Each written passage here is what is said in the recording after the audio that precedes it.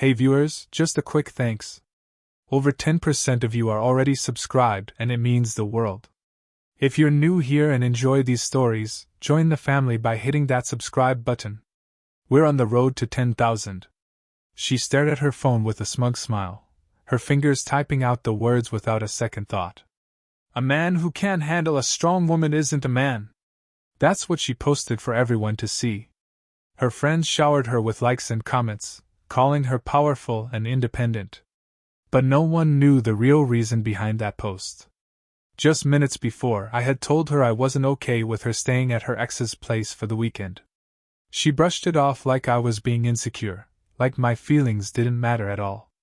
For the longest time, I kept quiet about her little games. The late replies, the flirty texts with old flames, the way she always needed validation from other men just to feel worthy.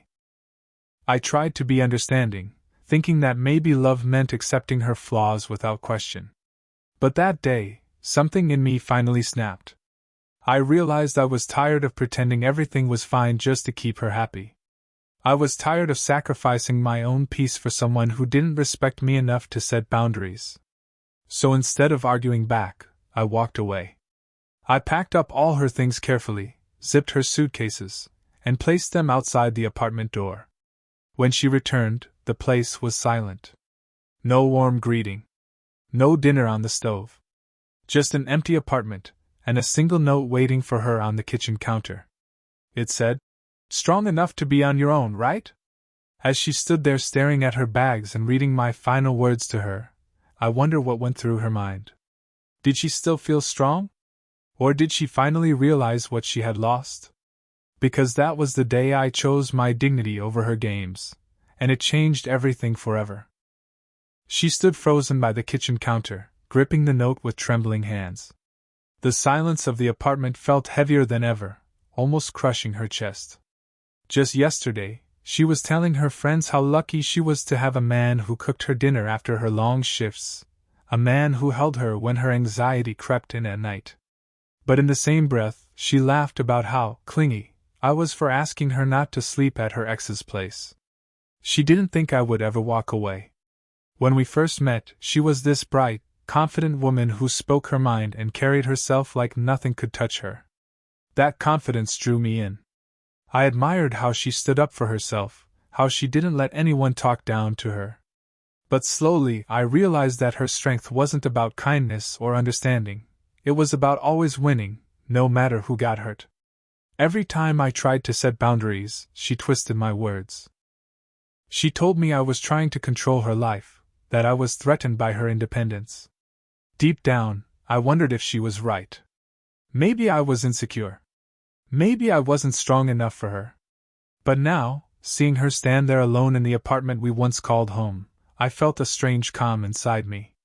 She picked up her phone, probably to call me or send one of those angry texts she was so good at writing.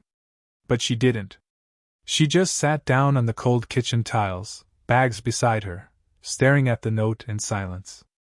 Outside, the city lights flickered against the windows. She didn't know where I went or what I was thinking. All she knew was that for the first time, I wasn't there to catch her fall. And that terrified her more than she ever expected. She sat there for hours, leaning against the kitchen counter, her knees pulled to her chest. The cold tiles sent shivers through her legs, but she barely noticed. Her mind kept replaying my words, that single sentence on the note, over and over. Strong enough to be on your own, right? It wasn't angry. It wasn't dramatic. It was just final. And that finality scared her more than any screaming match ever could. Meanwhile, I sat alone in my car across the city, staring at the empty road ahead. My phone buzzed silently with her missed calls, her name lighting up the screen again and again. A part of me wanted to pick up, to hear her voice, to feel needed for even a second.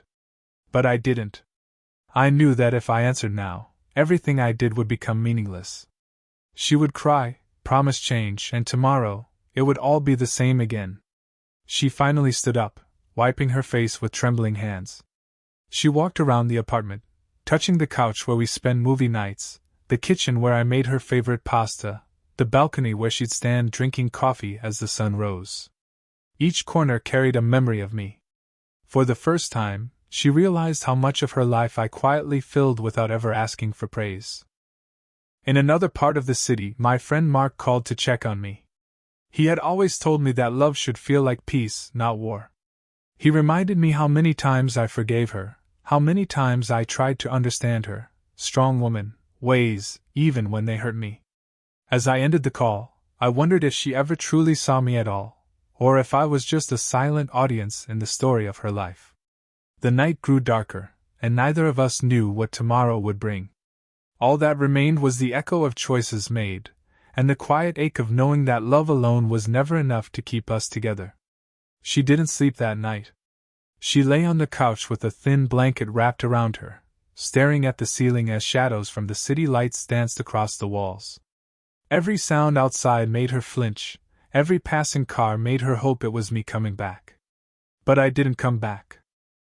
She reached for her phone 100 times, typing out long messages about how unfair I was, then deleting them before pressing send. At one point, she almost called her ex, the same one she was supposed to stay with that weekend. But even she knew how pathetic that would look now. Morning came with pale light filling the empty apartment. She sat by the window watching the sun rise alone, the same window where I used to hand her a mug of coffee with sleepy eyes and a soft smile. Her mind raced through every conversation we ever had, searching for signs that I was planning to leave. She couldn't find any.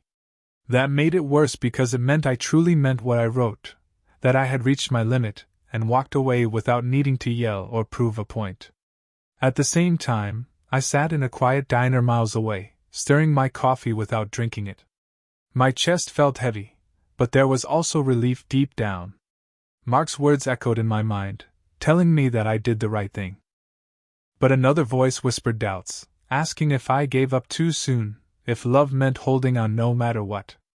I closed my eyes and pictured her face, wondering if she was crying or if she still believed I was weak for leaving. Back in the apartment, she paced the floor with silent fury building in her chest. She wasn't used to being left behind. The thought of me moving on without her burned deeper than she expected. And in that moment, she decided she wouldn't let me have the last word. She picked up her phone with shaky hands and scrolled through our old photos. Each picture felt like a stab to her chest, but instead of breaking down, something inside her hardened. Her eyes narrowed as an idea formed in her mind. She wasn't going to sit here crying while I walked away so easily. She called her friend Mia, her voice calm but cold, asking if she could crash at her place for a few days. Mia hesitated, worried about her emotional state, but she brushed it off, saying she just needed space to think. After packing her bags, she left the apartment without looking back. As she sat in the back of the taxi, her mind raced with thoughts of revenge. She told herself that if I wanted to leave, then she would make sure I regretted it. Maybe she'd post pictures with her ex to make me jealous, or maybe she'd show up at my workplace, acting like I was the one who broke her completely. She didn't care if it was toxic. All she cared about was winning. Meanwhile, I was driving down the highway to clear my head when my phone buzzed again. This time, it wasn't her calling. It was Mia. I almost didn't pick up, but curiosity got the better of me. Her voice was low and cautious as she asked if I was okay. Confused, I said I was fine. Then she sighed and told me something that made my stomach drop. Apparently, my ex was planning to spread rumors that I had been abusive, that I controlled her life and ruined her confidence. Mia didn't want to be part of her lies, so she warned me before things got out of hand. As I ended the call, my hands trembled on the steering wheel. The thought of her turning my silent exit into her victim story made my heart pound with anger and fear. I realized then that leaving quietly wasn't enough. She was about to start a war I never wanted, and I wasn't sure if I was ready for it. I parked my car by the side of the road, staring blankly at the traffic rushing past. My chest felt tight as Mia's words kept echoing in my mind. I couldn't believe she would go that far just to paint herself as the victim. For a moment, I thought about calling her, begging her not to ruin my name, but then I stopped myself.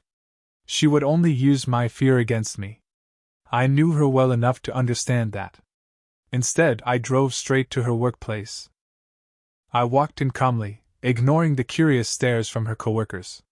When she saw me standing there, her eyes widened, and for the first time, I saw a flicker of guilt flash across her face. She tried to act strong, crossing her arms and smirking, but her hands trembled slightly. I asked her quietly to step outside. She followed, probably thinking I came to beg for her forgiveness. Standing in the quiet parking lot, I looked at her with tired eyes.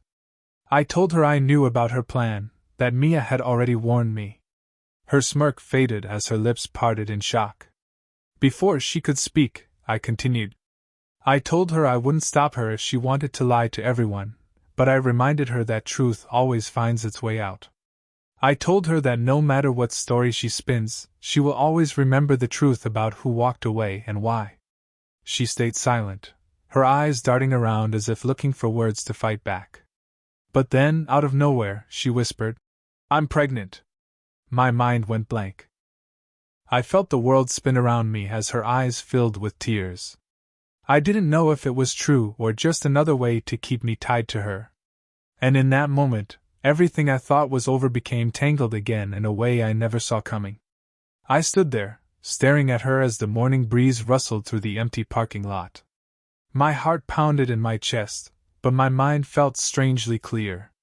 I asked her softly if she was telling the truth or if this was just another game to keep me from leaving. Tears rolled down her cheeks as she looked away, refusing to meet my eyes. In that moment, I realized I would never truly know what was real with her and what was just manipulation. She whispered that she didn't know how to handle losing me. That she felt like without me, everything in her life lost meaning. For the first time, I saw her without the walls, without the pride. Just a scared woman who didn't know how to love without hurting others. A part of me wanted to comfort her, to hold her close and tell her everything would be okay. But I knew if I did, nothing would change.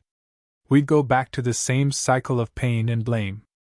I told her that if she was really pregnant, I would take responsibility. I wouldn't abandon my child, but I also couldn't stay in a relationship that destroyed who I was. She didn't answer. She just cried silently as I turned around and walked away, each step feeling heavier than the last. Driving away, I felt a strange peace wash over me. I knew I had done the right thing, even if it broke my heart.